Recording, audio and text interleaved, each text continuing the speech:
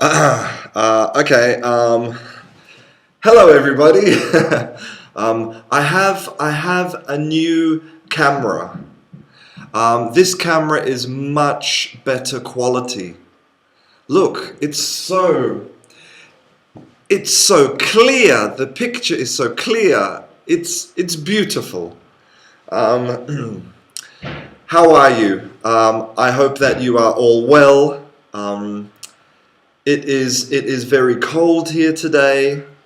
Um, this morning there was a lot of fog. Do you know what fog is? In the air, fog. Um, and yeah, a depressing morning. But today I'm here at the school, ready to teach. Um, yeah, so if you have any questions, please ask me. I am here to answer your questions about English. Anything you like, about grammar, about vocabulary, pronunciation, anything, okay? So I would be interested to know where you are all from. If you are from, I know that we have a few Brazilians here. Yeah, tell me where you're from. I'll be very interested.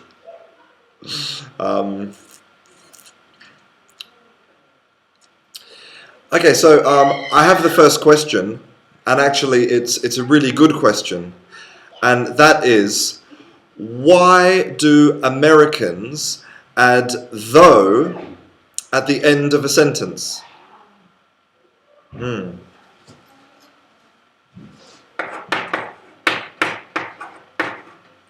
Or why do Americans add like even though? Well, okay, so even though has a special meaning, right? Even though, but though sometimes people add this to the end of a sentence for no reason. Like in Dima's example, she said, well, no, she didn't give an example. I'll give you an example. You could say, it was very hot though, or the pizza was delicious though. In reality, this doesn't mean anything. In English, it's called a filler.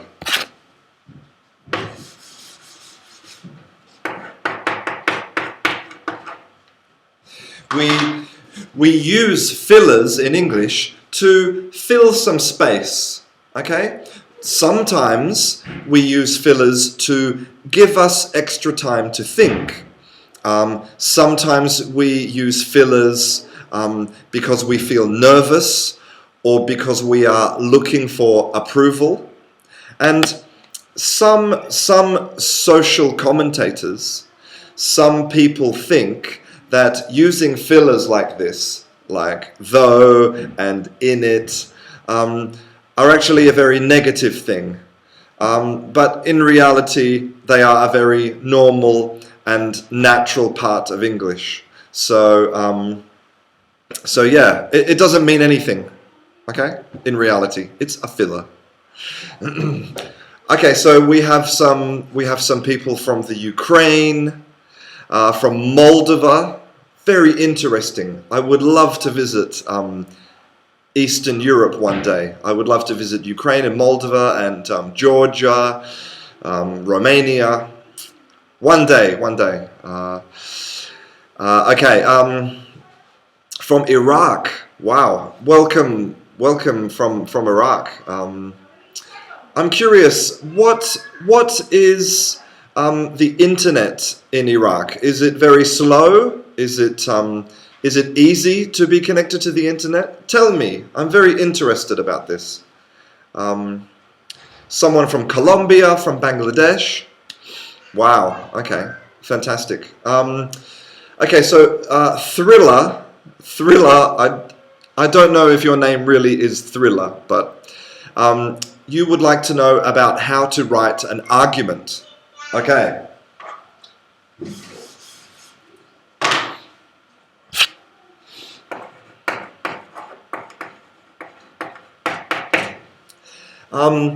So when you want to write an argument, what is your objective? Your objective is to convince other people that your idea is the best, right? You want other people to believe in your argument. So there are some techniques you can use to make your argument stronger, okay? So maybe you could use some rhetoric. Rhetoric in English are grammatical structures we use to convince people of our argument. So you could try using anaphora and epistrophe, okay?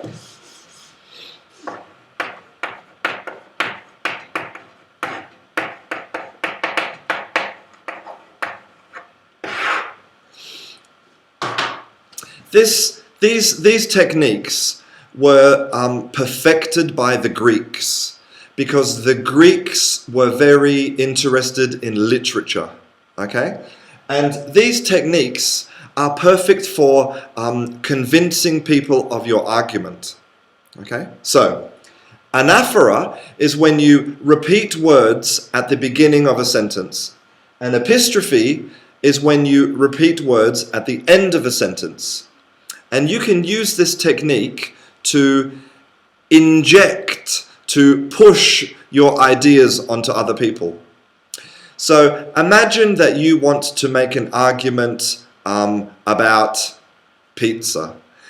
And you want to say that pizza is the best. So we're going to repeat the word, pizza is good. We're going to repeat, pizza is good. And so the person has the idea in their mind that pizza is good. So for example, anaphora.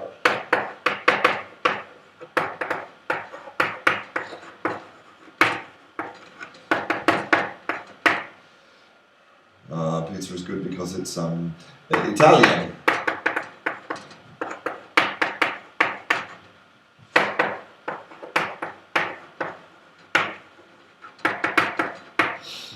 Pizza is good because it's delicious.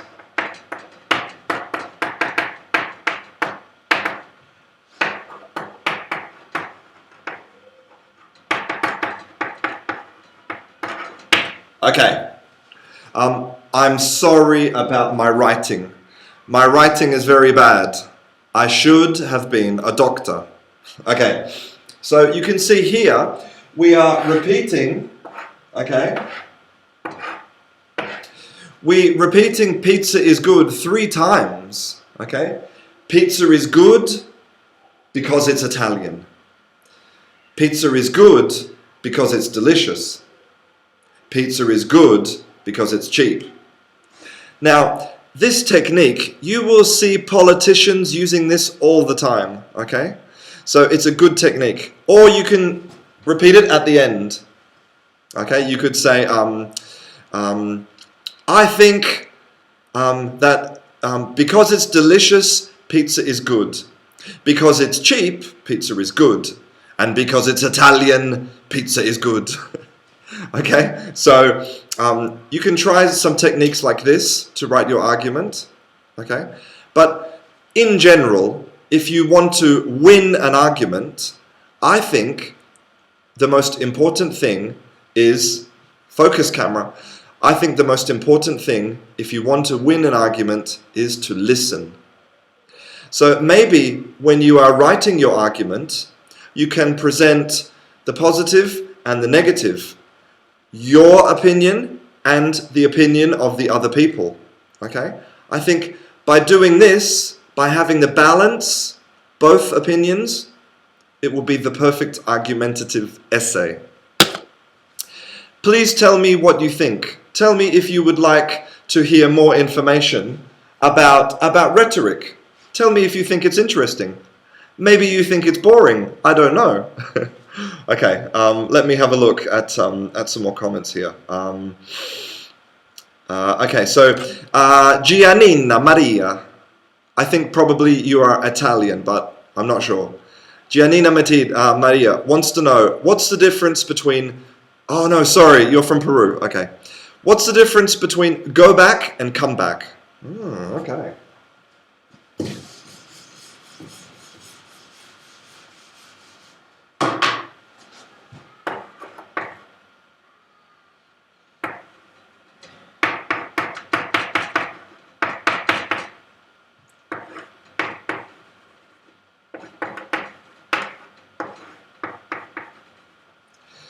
Okay, so here we can see the difference between go and come. So go, this is here, okay? Here we are in Peru or in a classroom or wherever you are here. So when you go away from the place, when you leave, you go. And when you return, you come. So I am here in the class, I go to the supermarket. I don't come to the supermarket. I come to the school. So the difference between go back and come back depends where you are. So if you are in Peru, okay, you can come back to Peru. But if you are in Peru, you cannot come back to Australia, for example. Okay? You can go back to Australia, but you can't come back to Australia. Please tell me if you understand. I hope you do. Tell me. If not, I will explain some more. Okay. So, Monira Kamilibanan. Tomorrow she has a writing test and she wants some advice about how to write well. My advice to you, okay, is if your level is here, don't try to write here, okay? If your level of English is, intermediate, don't try to use clauses with lots of dependent clauses and the third conditional and, okay, keep it simple. In my opinion, you don't need complicated grammar and complicated vocabulary to write a good essay, okay? The important thing is to have imagination. If you use your imagination, you will be a good writer. Okay? So one technique for writing that I tell all of my students is this. Okay?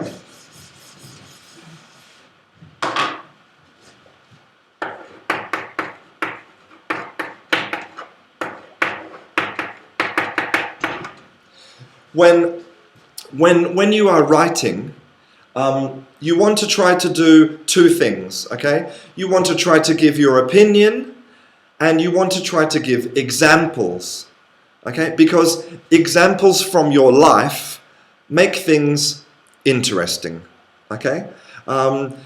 If I ask you, for example, what do you think about global warming? What do you think about climate change, the greenhouse effect? Okay? If you tell me, I think it's this, and I think it's that, and I think it's this, okay? It's very boring. It's very impersonal. But maybe if you think you have a story from your life about climate change or global warming, use this story. For example, I live in Spain, in the north of Spain, and normally every year it snows and it rains a lot in December. But this year there has been very little rain and no snow. So there is not enough water for the cows in my village. And so the farmers sometimes don't have enough water. And maybe in 5 years, this could be a very big problem. Now, this is a very quick example from my life about the effects of global warming, of climate change. And this is an example of something you could write in your essay to make it more interesting for people. Okay? So this is my advice for good writing. Keep it simple. Write to your level and use examples and opinions from your life. Okay? That's interesting to me. That's not boring. Okay. Please tell me if that helps you. Tell me what you think about that. Okay. Hello, Marco. Hello, Marco from Costa Rica. Another country that I would love to visit, Costa Rica. Oof, wow. He would like to know the difference in pronunciation between cats and cats.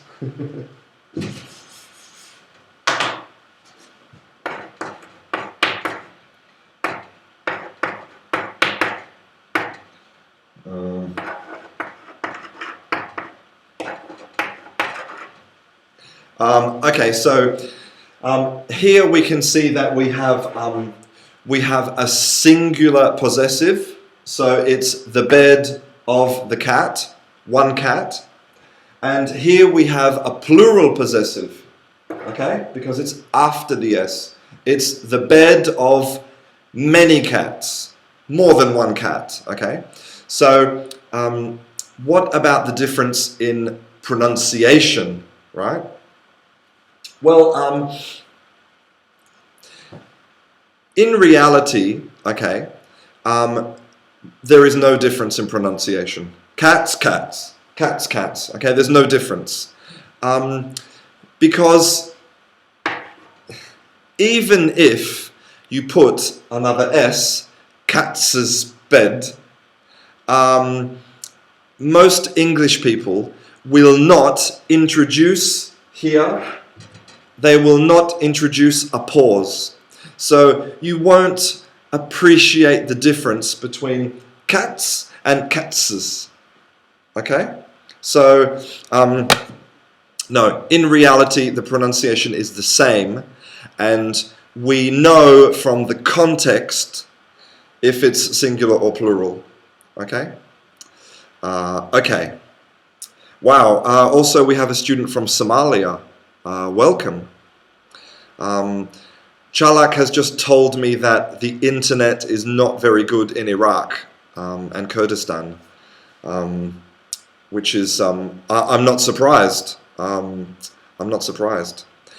Have you ever wondered why there are so many countries called Stan in English?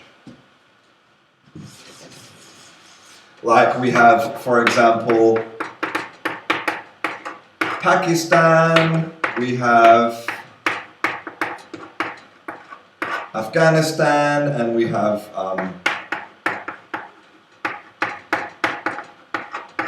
Turkmenistan, for example. Why are there so many countries with Stan?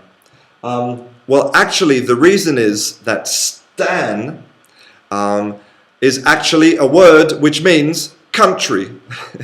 So basically we're saying the country of Paki, and the country of Afghan, and the country of the Turkmens.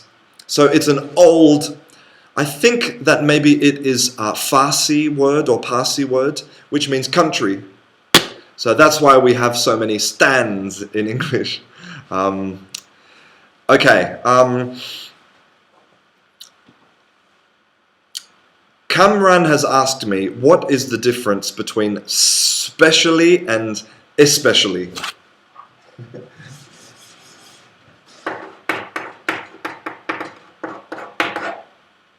Oh yeah, more chalk. Okay.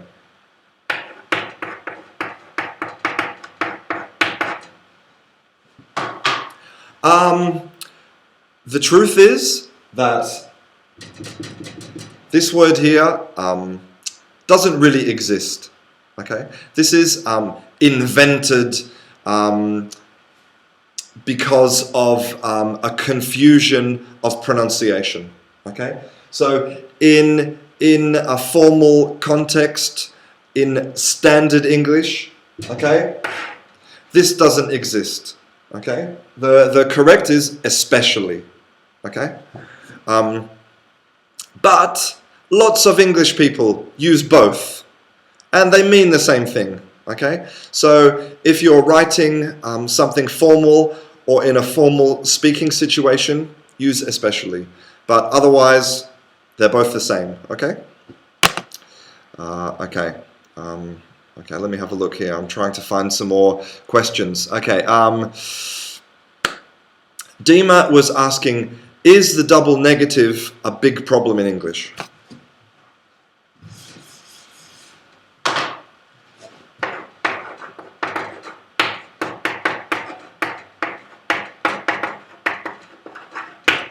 Okay, here is an example of the double negative. So here we have the negative not, and then here we have the negative nothing. So in English we say you have a double negative. And again, similar to specially and especially, this is acceptable in certain dialects of English, in certain situations, but it is not considered standard English. So you should not use it in formal situations, okay? But you will hear this every day in all of the south of America, in the south of the United States, in most of England, in South Africa, I don't know, probably in Australia, okay? This is an acceptable colloquial dialect, okay? But no, it is not standard English. You should use anything. Negative, positive. Negative, positive, good. Negative, negative, bad. Okay. Okay, so let's have a look. This is a big question.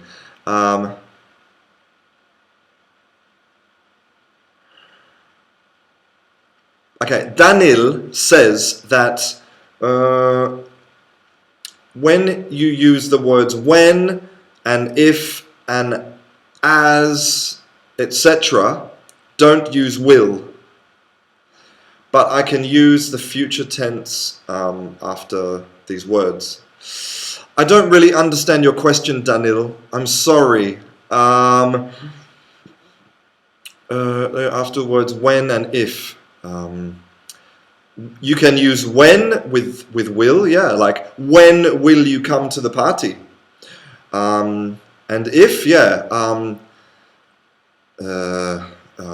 if it rains, it will be cold. I don't know. I'm sorry, Daniel. You have to try to ask me the question again. I don't understand. I'm sorry. Pankaj, hello Pankaj. Welcome to the live class. He wants to know how we can learn from our mistakes when we are speaking.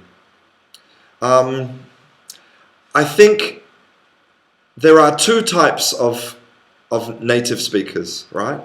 There are native speakers who speak English natively, and then there are native speakers who are also teachers, okay? Which is a big difference. For example, I could go and have a conversation with a Spanish native to improve my Spanish. But maybe when I'm speaking to this person, they won't correct my Spanish. And if I ask them a question, a grammar question, like, why do you say this and not this? Maybe they can't tell me why, because they're not teachers, okay? There's a big difference between a native speaker and somebody who really understands why. Somebody who can spend 1 hour correcting all of your problems, okay? It's a difference. So I think if you want to improve your speaking, you need to find a speaking partner who has the ability, number one, to correct your mistakes, And number two, to tell you why. Why is it wrong? So that you can improve. Okay? So when you're looking for a partner, you need to look for these two qualities. And this can really help you to speak. You are not going to improve your speaking, okay, by talking and talking and talking and talking and talking and not getting any feedback, okay? You need somebody to tell you no, or yes, or maybe, okay? So hopefully that helps to answer your question. Okay. Hello, Maria from Barcelona. Barcelona is a beautiful city, full of amazing architecture, thanks to Gaudi, and amazing tapas. Okay. Okay, so Chalak is telling me that he doesn't like learning grammar, but he wants to know, is it necessary to learn grammar? It is absolutely not necessary to learn grammar to learn a language. And a perfect example is all English children. In fact, all English adults, okay? This is a difference between the education system in England and the education system in a country like Spain, okay? I could go onto the street in Spain and I could ask somebody to explain the third conditional. And they would explain perfectly, okay, perfectly. But if I went onto the street in England and asked them to explain the third conditional, they would have no idea what a third conditional is.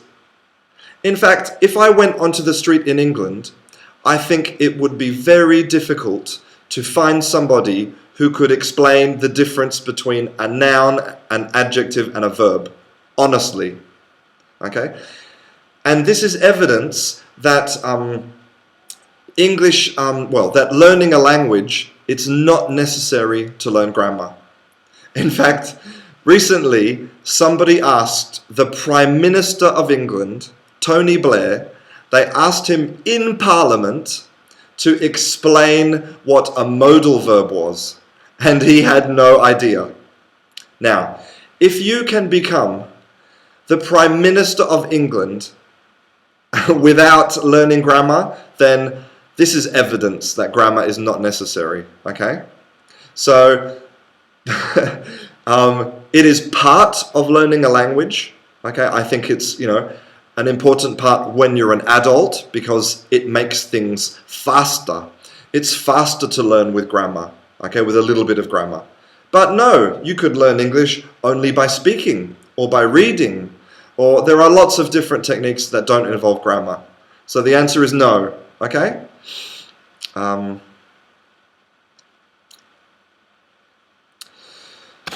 Okay, Bakumotov Ivan. Bakumotov. This is my Russian accent. Bakumotov Ivan. He wants to know why you should say friend of mine instead of my friend.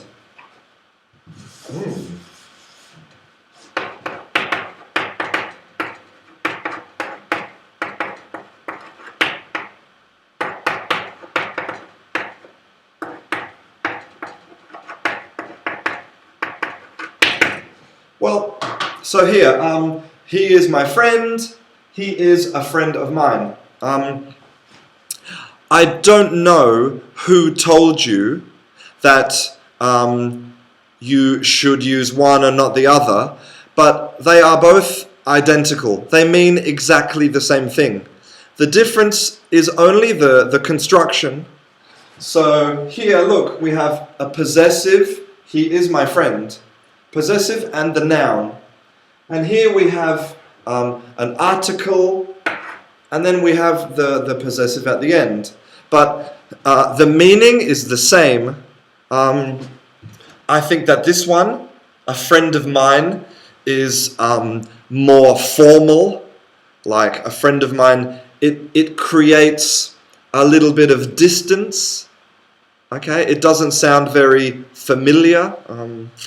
So, but they're both perfect, both correct, okay? Okay, so George or Jorge was asking me, when do I use make and when do I use do? Because he always gets confused. This is a great question, a fantastic question.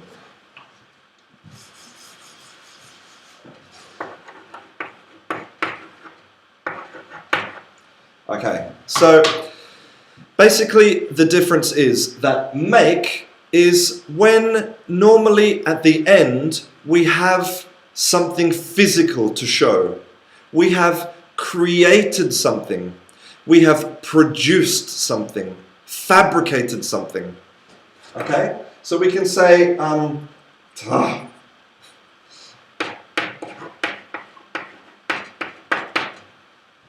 make gives us a product at the end.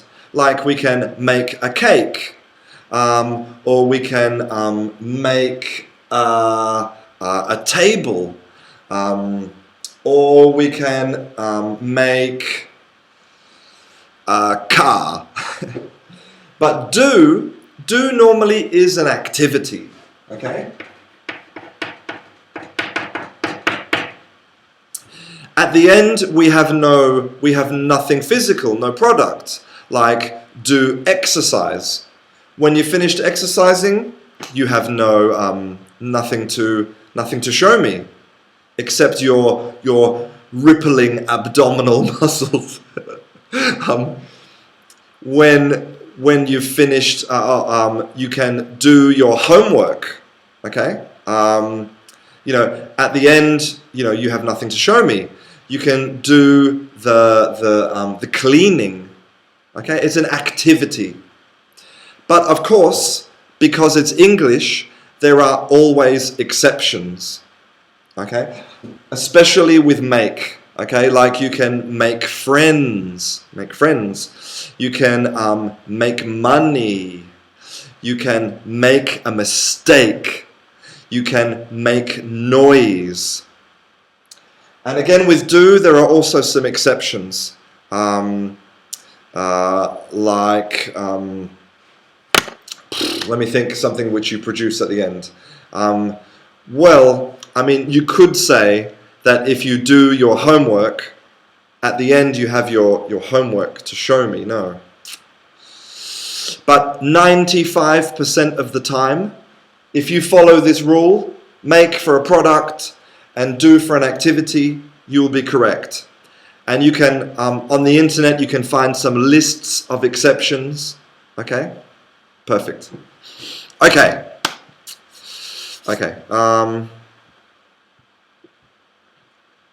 Okay, I'm just looking for some more questions. Have some people from Australia. Hello.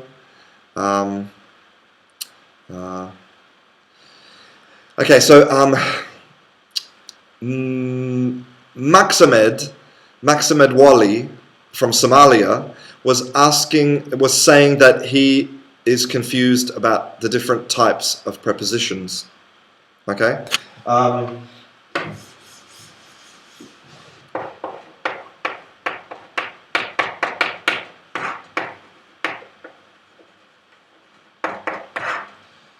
Position, movement, and what's the third type? I can't think. Time. Yes. Okay. Yeah. So Maximed, we have three categories of prepositions. Okay. Prepositions of position, prepositions of movement, and prepositions of time. Okay.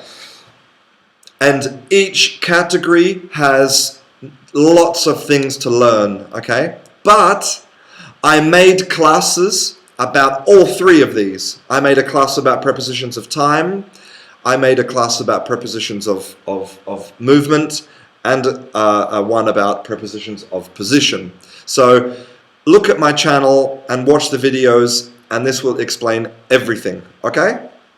Because if I start to explain this, it will take 2 hours. Okay. Okay. But yes, Prepositions in English, I think, are one of the most difficult things to control, to master, because the combinations you have to memorize, and sometimes the little differences between at and on, and I totally understand. It is horrible, really horrible. And sometimes, these are things that you can study and study and study, and at the end you continue to make mistakes, okay? And the only solution is to just continue practicing your English with a good partner. Continue to listen to English, okay? Videos, podcasts, radio. Take in English, and your brain will make the connections between, research on or research in, or, and then your brain will automatically, make these connections, okay? So if you're having problems with prepositions, probably a majority of you are having problems with prepositions. If you're having problems, don't feel bad, okay? It's really difficult, and you are going to make mistakes. Lots of mistakes. But don't worry, because if you say, for example, the keys are on the table, or the keys are in the table, or the keys are at the table, the truth is that probably I will understand you perfectly. It's not correct, but I will understand you. And remember, humans invented language for communication. Okay? Perfection is not important. Communication. Okay? So if you're feeling bad about your prepositions, don't worry. Okay? Don't worry. I understand you. Okay? Okay.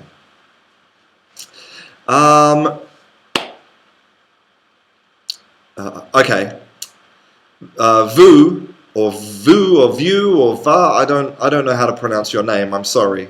She's asking me, what does it mean to adhere to your principles? Ooh.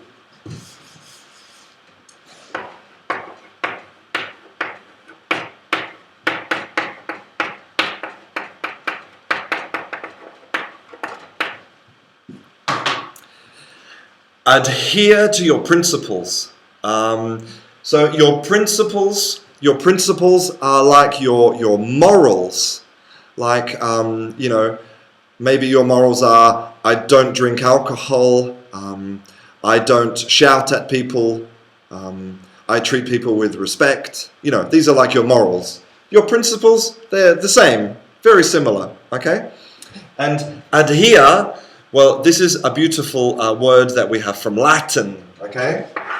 And a similar word is adhesive. Do you know this word, adhesive? Adhesive is glue. We use it to stick things together. So when you adhere to your principles, it means that you are sticking to your principles. For example, if one day I ask you to kill somebody, I want you to kill that man, but your principles say no, I don't kill people. Then you don't kill the man because you are sticking to your principles.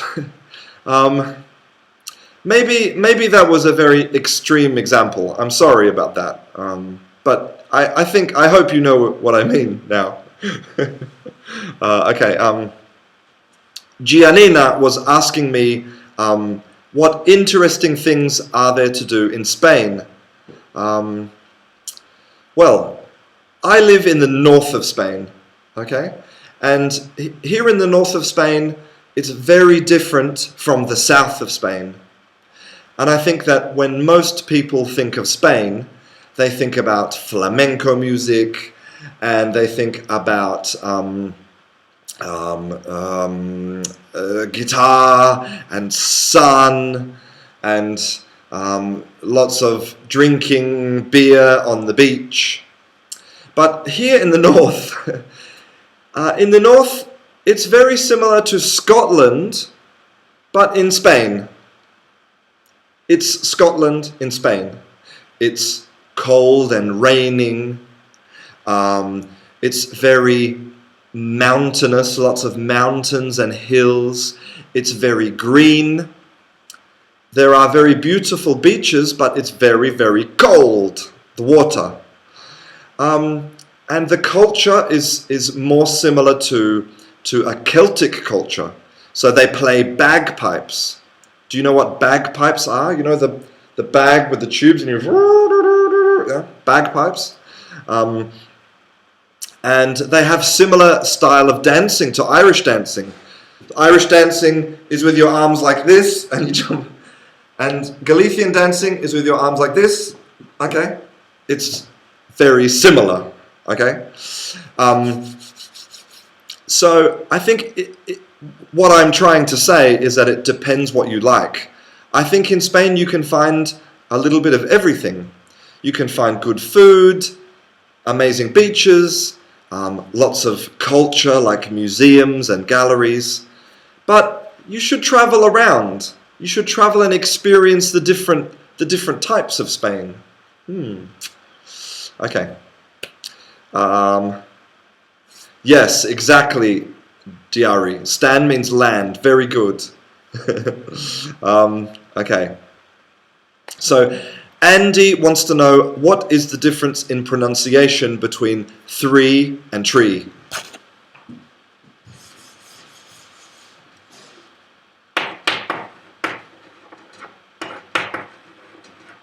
Okay. Now, this sound here, this th, okay, is in reality it's a horrible thing because you have to stick out your tongue. Okay, you have to stick out your tongue, and probably depending on your native language, this feels very uncomfortable. It feels horrible. Okay, but to make the correct sound, you have to stick out your tongue. Okay, not like just a little bit. Okay, but it's very important that your tongue has contact with your teeth. Okay, so the difference is three. Look at my tongue.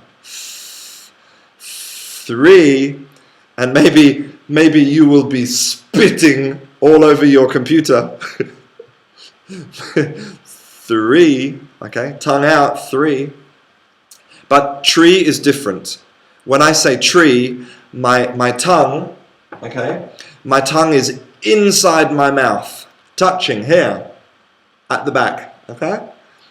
Tree. You can see no tongue, look. Tree. Three, tree. Three, tree. Very important to avoid problems, okay? I mentioned in a previous class that you will never lose your accent, okay? You will never have the accent of a native speaker. So what you need to focus on is sounds like this, very important and distinct sounds, like th, so that you don't have problems with communication, okay? This is a perfect example. So, three and tree. You can practice at home, it's easy. Spitting. Okay.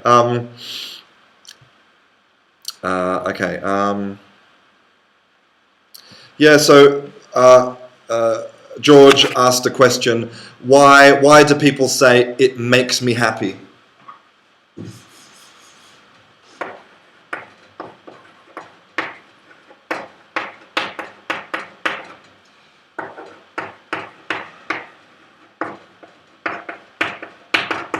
So again, talking about the difference between make and do, like why do we say makes me happy and not does me happy?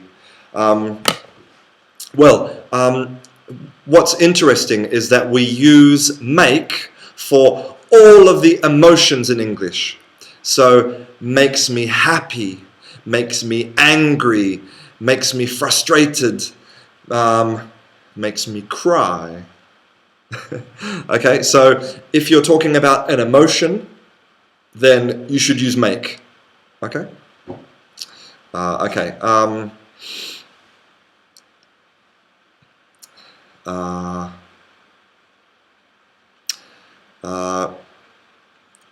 Okay, so Pris asked me a question about culture, about the difference between living in the UK and the difference between living in Australia. I think that the cultures in some ways are very different and in other ways are very similar. Because remember that Australia only 200 years ago was all English immigrants. So the culture is very strongly English. But, I mean, there's so many differences, Pris. The weather, the lifestyle, mentality. I don't know. I think that I could talk about this for 1 hour. I think it depends what you like. When you close your eyes, do you think about movies made in England, or do you think about Australian films? I don't know. I'm sorry. I can't help you. So, Laura Soleil was asking me, what is the difference between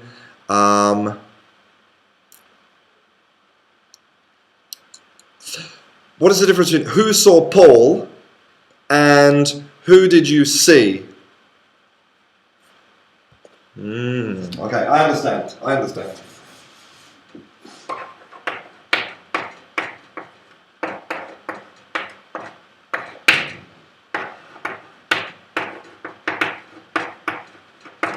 Oops. Okay, so now Laura wants to know why is it correct to say who saw Paul, but it's not very common, not very natural to say who did see Paul. Okay, now because the rule is, if you're making a question, right? If you're making a question, you should use the auxiliary did, right?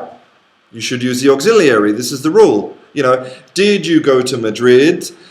Did you like the pizza? Okay, but this is different because in this sentence we have a question word. We have who. Who is a question word. So that means that the auxiliary is not necessary because the question auxiliary is here. Who is the question? Not did. Who. So this is not necessary. Okay? So here we use the question word, we conjugate the verb, and then we have Paul. Okay, we have Paul. Now, this is not incorrect. Okay, you could say this, but we would only use this for emphasis. Okay, similar to with an affirmative, we would use this for emphasis. So, for example, imagine we are at a party, and I know that Paul is at the party, and I'm asking, did you see Paul? Did you see Paul? Did you see Paul? And everybody says, no, I didn't see Paul. Now, for emphasis, okay, I want to emphasize, I can say, okay, well, who did see Paul? Okay? So only for emphasis. But otherwise, if we have the question word, no auxiliary. Okay? Okay. So Javier was asking, what is the difference between get and set?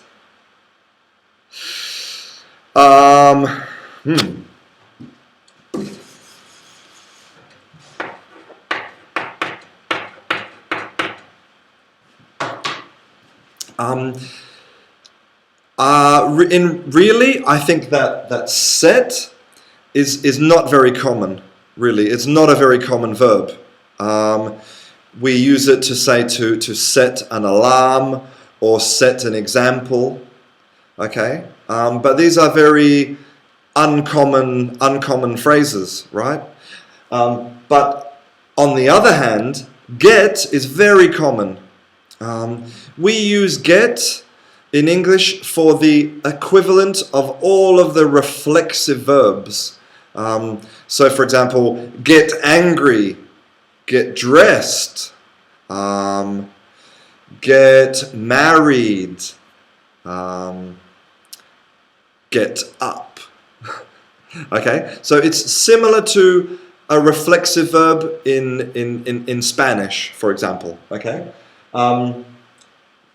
so this is very common, and in fact, I have a book that is only about the verb get. Get up, get dressed, get down, get in, get up. Okay, get is crazy, but set, no, I can't really think of a lot of examples with set. So maybe if you could give me some more clarification, I can help you more. Okay. Okay. So I have another question here, but I'm sorry, I don't know how to pronounce your name. He's asking, how can we make friends quickly in English? Okay, I think that it depends on the country. You know, English people are different from Canadians, from Americans. But I think really, you know, in life, if you want to make friends quickly, I think you have to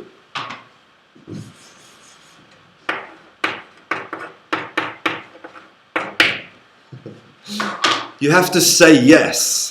So if somebody says, let's go and have a coffee, say yes. If somebody says, do you want to come to the cinema with me? Say yes. If somebody wants you to help them, say yes. Okay?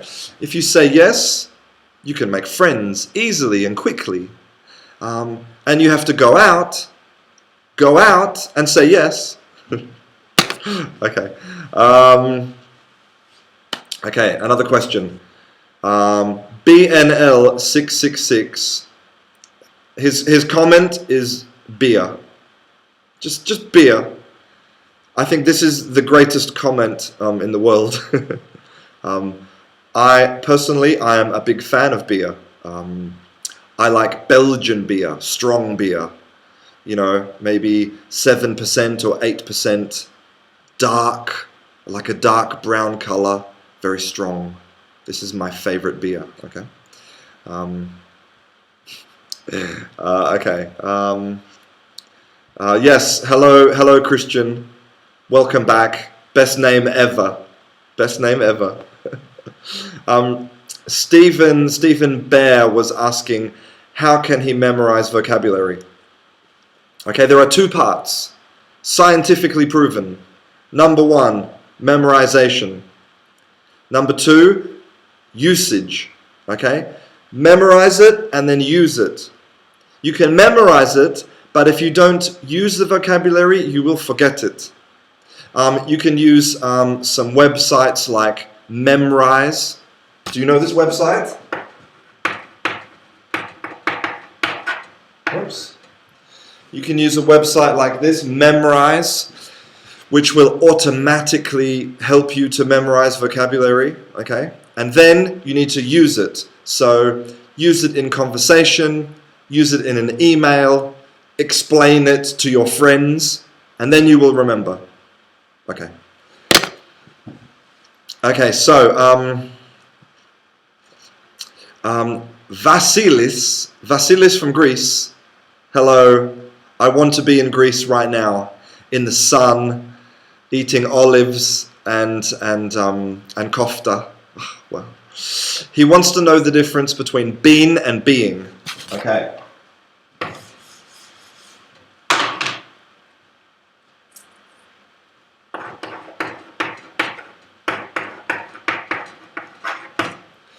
So, been, we would use this in with the perfect tenses. So present perfect, past perfect, future perfect. and also the passive. Okay, this is the participle.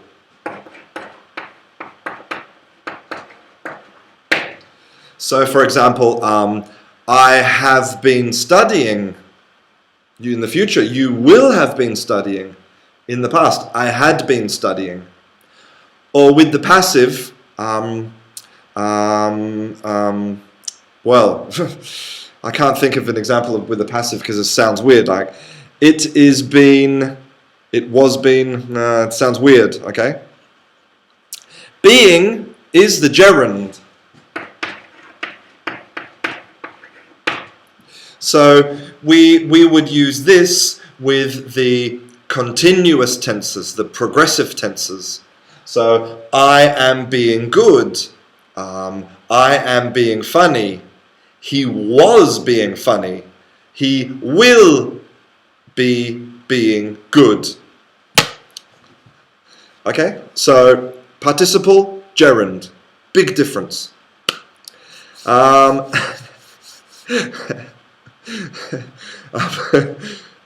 Yes, I don't have a lot of hair.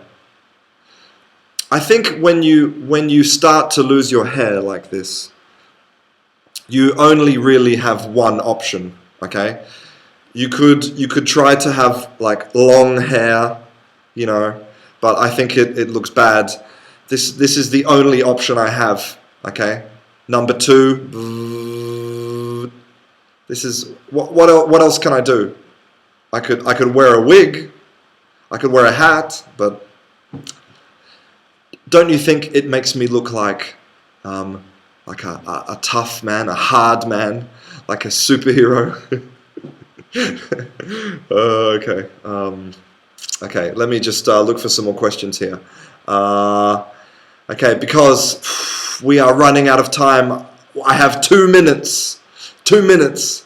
Okay. Okay. I'm going to look down. Okay. Isabella wants to know what is the difference between prefer and rather.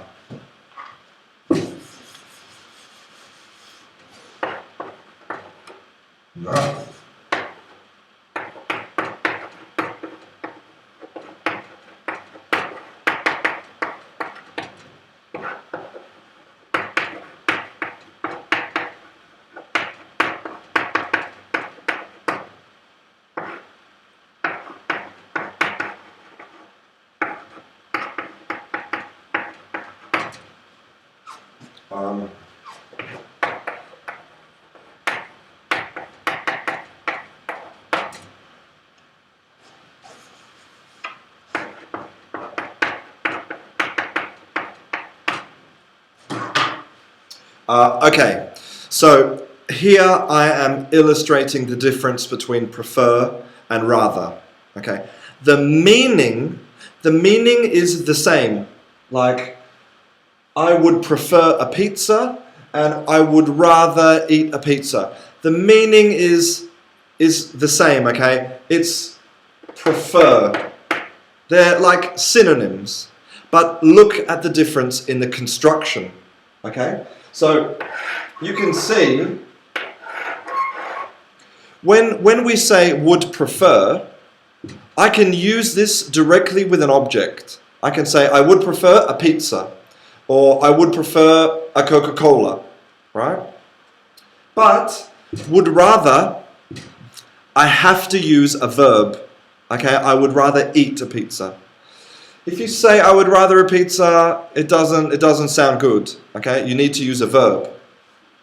But and also with prefer, we can use it without the conditional. We can use it without would. I prefer pizza.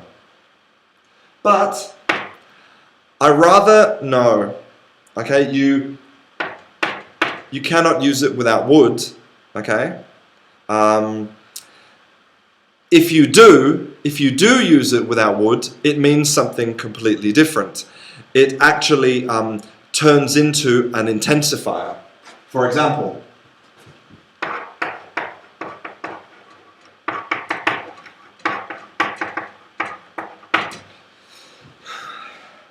I rather like pizza. So in this case, it doesn't mean prefer. It changes meaning. Now it is intensifying the verb like. So in this position, without would, without the conditional, completely changes the meaning. Okay, so, I kicked the camera. Sorry, I'm going to repeat. Okay, so, would prefer and would rather, the same meaning. But, would rather, it's necessary to put the verb. Prefer, you can use directly with an object, okay? And without would, without the conditional. Perfect, okay? And rather, no. Okay, not correct. And also, if you do use rather with a verb, it changes the meaning completely. It becomes an intensifier. So, hopefully that answers your question. It is now 10 past 2. I have a lot of classes this afternoon, lots of children to teach. It has been an absolute pleasure. I'm sorry that I didn't have time to answer all of your questions, but really I enjoy these live classes so much. And the reason that I do this is because of you guys. You guys are the best. So thank you very much for watching. This is Canguro English, and I'll see you in the next class. Bye. Bye. Bye. Bye. Bye. Bye. Bye. Bye. Bye. Bye. Bye. Bye.